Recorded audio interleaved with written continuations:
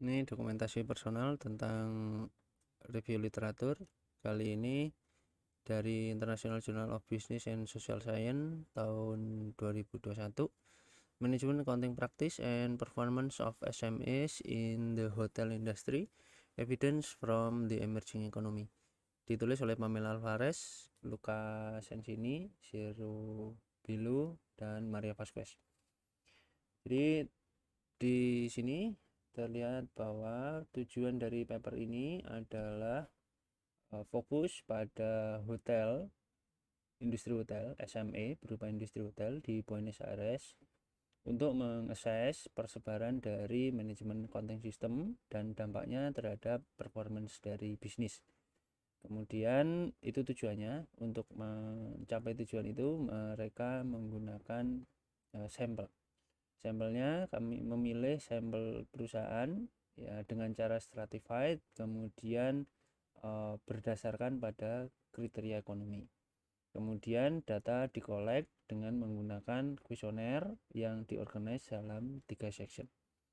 Oke, setelah itu dilakukan analisis secara kuantitatif ya, terkait dengan influence on the user dan non-user companies performance. Jadi pengaruh dari MAP itu terhadap kinerja perusahaan, baik perusahaan itu yang menggunakan maupun yang tidak menggunakan MAP. Itu kemudian kita lihat lebih detailnya lagi apa yang mereka lakukan. Ini cara menentukan sampelnya, berapa banyak sampel mereka menggunakan rumus tersebut. Kemudian tingkat kepercayaannya 95%. Ketemulah 200 sampel yang harus di 200 sampel ya, consist of 200 sampel yang mereka sebar kuesionernya. Kemudian semua data dikolek menggunakan kuesioner seperti tadi, dibagi dalam 3 section. Section pertama itu untuk memperoleh informasi umum tentang perusahaan yang mereka jadikan sampel. Di situ diperoleh informasi seperti founder dari company, kemudian company member atau shareholdernya ada berapa banyak, kemudian number employee-nya ada berapa banyak. Karena ini SME ya kecil lah ya, maksudnya bukan perusahaan-perusahaan besar. Ini sekali lagi ini SME dengan omset paling banyak di 2 sampai 10 million US dollar. Kemudian section kedua itu mengandung pertanyaan-pertanyaan untuk memahami penggunaan manajemen accounting tools ya, jadi baik secara formal maupun informal. Kemudian di section terakhir itu nanti ada pertanyaan-pertanyaan untuk mengkonfirmasi seperti konsistensi ya, pengecekan konsistensi jawaban dari para user tersebut atau para sampel tersebut. Kemudian dari 149 dari 200 tadi 149 itu komplit ya, melengkapi kuesioner. Kemudian data yang diperoleh adalah 149 perusahaan berarti. Kemudian di situ diperoleh informasi bahwa 79,2% dari 149 itu menggunakan MAP ya, use at least one management accounting tools. Jadi setidaknya mereka menggunakan satu di antara sekian banyak tools. Ada 79,2%, sementara 21,8%-nya itu mengatakan mereka tidak menggunakan tools tersebut. Kemudian kalau ditanya lebih jauh kenapa mereka tidak menggunakan, ternyata SME di sana atau UMKM di sana itu mengatakan 59,4%-nya itu mengatakan bahwa SME itu highly cost, jadi biayanya itu mahal. Jadi untuk menggunakan MAP mereka harus pinter lah ya, kalau harus bisa lah ya. Nah, untuk bisa itu butuh training ataupun butuh konsultansi. Dan training and konsultansi ini biayanya menurut mereka, untuk mereka bisa paham itu, menurut mereka itu tinggi, jadi mereka tidak menggunakan itu. Itu menarik ya, ini salah satu yang disampaikan di penelitian ini, dan ini menarik ternyata hambatan itulah yang terjadi di sana ya. Tidak semua UMKM itu bisa menerapkan atau mau, atau ya bisa menerapkan, tapi karena mereka merasa itu terlalu mahal. Itu menarik ya.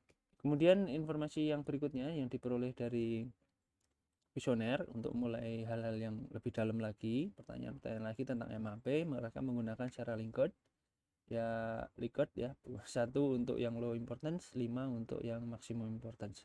Tapi item-item apa aja yang dia tanyakan? Item-item yang ditanyakan itu adalah 56 teknik yang ada di MAP.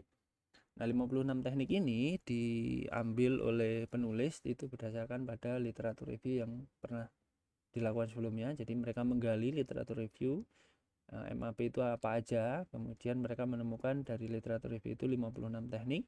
56 teknik ini kemudian ditanyakan dengan menggunakan skala Likert tadi. Nah, di 56 teknik itu kalau dikelompokkan bisa dikelompokkan jadi 5 kategori utama, yaitu cost counting, tentang absorption costing, variable costing, ABC dan lain-lain. Kemudian budgeting, ya, kelompok tentang budgeting, kelompok tentang decision support seperti profitability insurance, BSC, benchmarking dan lain-lain. Kemudian tentang performance evaluation, CVP, customer probability analysis dan sebagainya. Kemudian strategic analysis, kelompok strategic analysis ini ada terkait competitive analysis, threat and opportunities analysis, ABM dan lain sebagainya. Nah, itu di satu sisi MAP-nya, kemudian mereka mencari data juga, karena tadi di tujuan penelitiannya adalah dampaknya terhadap performance, maka performance itu diambilnya dengan menggunakan ROI. Jadi ROI digunakan sebagai ukuran performance, financial performance, ya, itu berdasarkan penelitian-penelitian sebelumnya juga.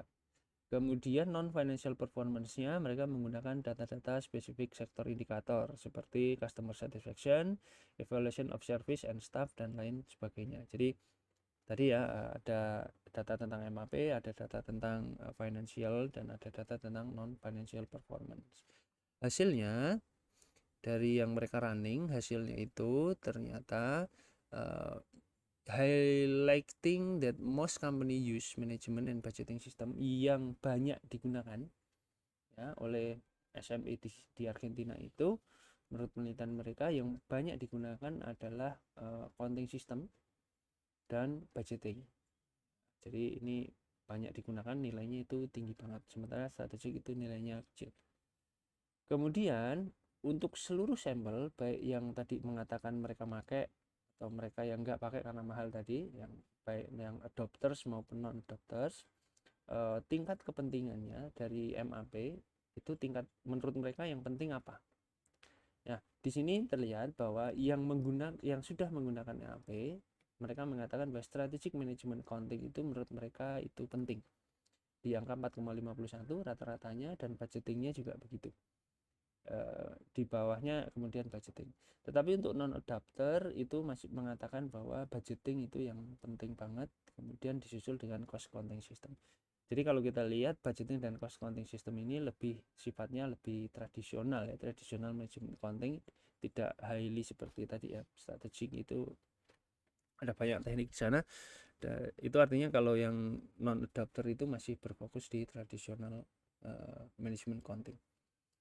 Nah, itu menunjukkan dividend company that already use, yang perusahaan-perusahaan yang sudah menggunakan atau adapters tadi mengatakan strategic management accounting itu penting, dan bagi yang non adapter itu ternyata cost counting dan budgeting yang merupakan traditional management tools. Kemudian untuk melihat to analyze the influence, pengaruhnya terhadap MAP system on the user and performance, terhadap performance, mereka menggunakan non parametric tes, ya, pendekatan non parametrik, tes statistik non parametrik. Mereka menemukan hal-hal seperti ini. Ternyata cost counting itu secara signifikan, di tingkat signifikansi 10% itu berpengaruh signifikan terhadap financial performance maupun non financial performance.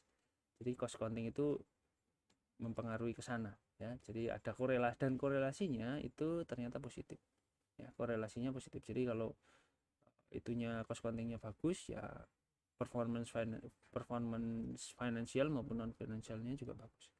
Begitu juga untuk strategic management accounting. Jadi ini lebih signifikan lagi, dan pengaruhnya pun juga positif, korelasinya, ya, korelasi itu positif. Tapi untuk budgeting dan performance evaluation itu hanya ada di financial performance, tapi tidak mempengaruhi non financial performance. Nah, Spearman test juga menunjukkan bahwa shows positive and statistically significant relationship. Jadi ada hubungannya, korelasinya antara mereka, dan kebanyakan itu berhubungan dengan performance itu. Ternyata MAP itu teknik-tekniknya kebanyakan berhubungan dengan mempengaruhi performance baik financial maupun non financial. Di sini pun juga kemudian dilakukan uji beda ya, finally decision support to investigate the difference between MAP user and user. Jadi menginvestigasi, mencari tahu apakah ada perbedaan antara pengguna MAP dan non MAP digunakan Mann-Whitney test ya. Di sini terlihat bahwa ada perbedaan yang the result confirm that cost system influence both financial and non-financial performance of the hotel company. Jadi cost accounting system itu berpengaruh ya, baik pada financial performance maupun non-financial performance. Jadi uji bedanya di sana, baik itu di adopters maupun non-adopters. Ya, di sini kelihatan perbedaannya signifikan.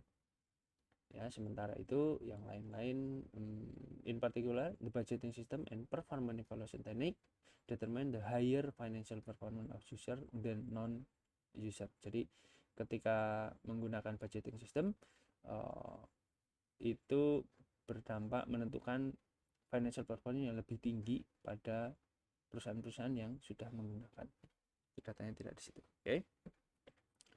Nah, secara kesimpulan itu yang bisa secara hasil itu kemudian secara kesimpulan dapat disimpulkan bahwa ini tadi berpengaruh, MAP itu ternyata berpengaruh pada performance perusahaan atau performance SME-nya di hotel, baik yang financial maupun non financial. Jadi kebanyakan berpengaruh atau berkorelasi terhadap performance dari hotel tersebut, baik dari keuangan maupun non keuangan.